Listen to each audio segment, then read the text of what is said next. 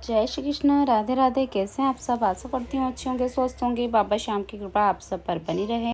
और ये है मेरी बांके बिहारी, और अब मैं करवाने जा रही हूँ आप लोगों को दर्शन मेरे बिहारी के, मेरे माधव के, वासुदेव के।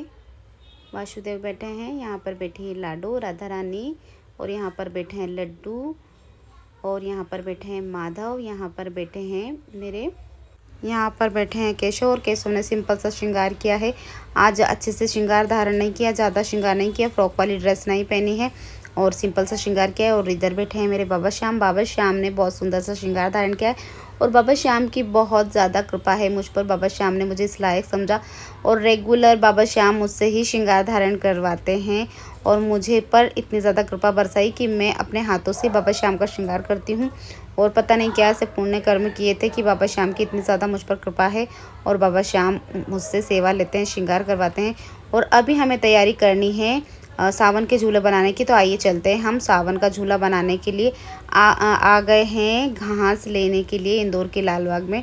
और यहाँ से हम घास लेंगे क्योंकि अभी सावन चल रहे हैं, तो हमें सावन में बहुत सारी घास एकत्रित करनी है। और हमें सावन में बहुत सारा श्रृंगार हमारे ठाकुर जी का अलग अलग करते रहना चाहिए और पुष्पों से उन्हें बहुत सुगंधित पुष्पों से सजाते रहना चाहिए, क्योंकि बारिश में सीती सीती स्मेल आती है। तो इसी के कारण हमें अपने ठाकुर जी को सुंदर सुंदर से पुष्पों से सजाना चाहिए।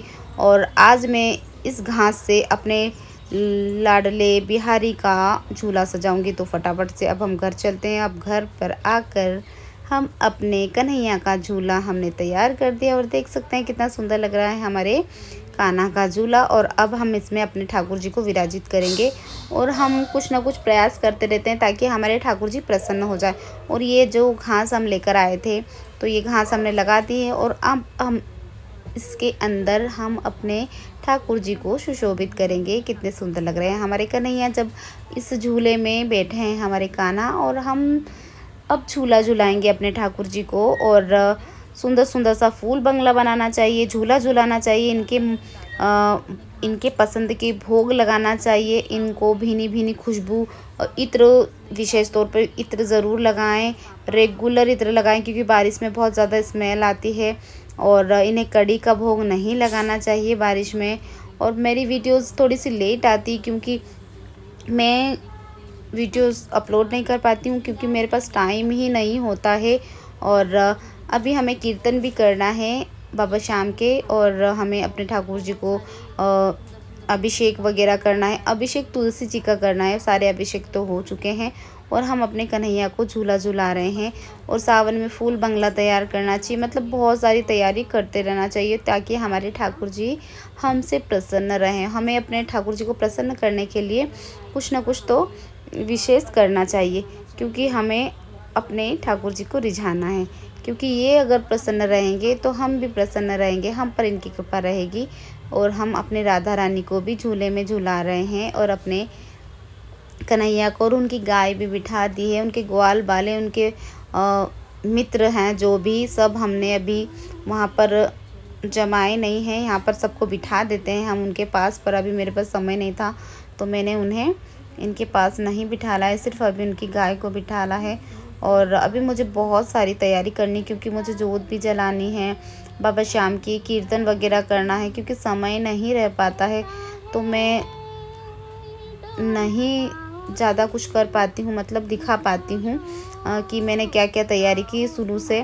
तो अभी तो हमारा बस सावन झूला झूलाया है हमने, अभिषेक वगैरह किया था हमने अपने ठाकुर जी का, तुलसी वाला अभिषेक किया है और पंचामृत अभिषेक किया है। और यहाँ पर अभी तैयारी हमारी जोत जलाने की हो गई हमारे श्याम की, श्याम बाबा की। और मैं अपने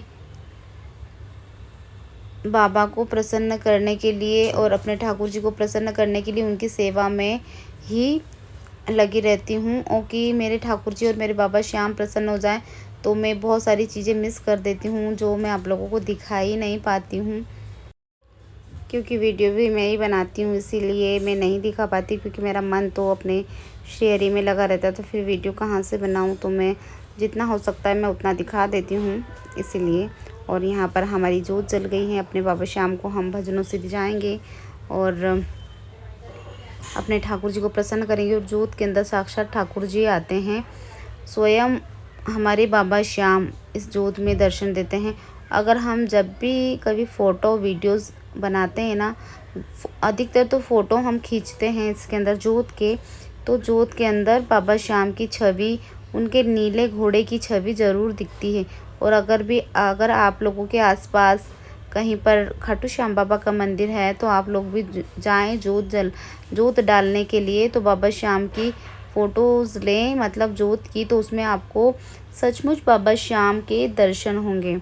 तो कंटिन्यू वीडियो पर बने रहें। चैनल पर नया है तो चैनल को सब्सक्राइब कर लीजिए, बेल आइकन को प्रेस कर लीजिए। सभी को राधे राधे, जय श्री श्याम।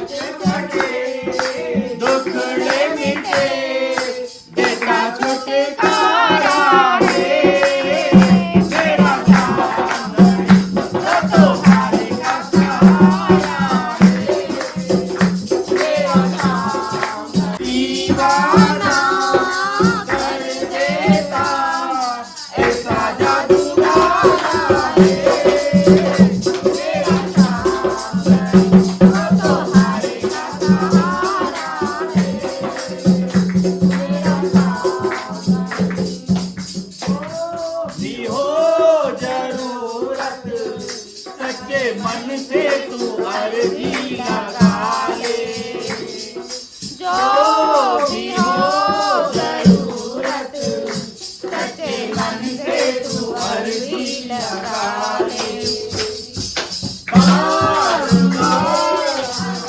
कुछ की चौखट पे पल्ला बिछा दे।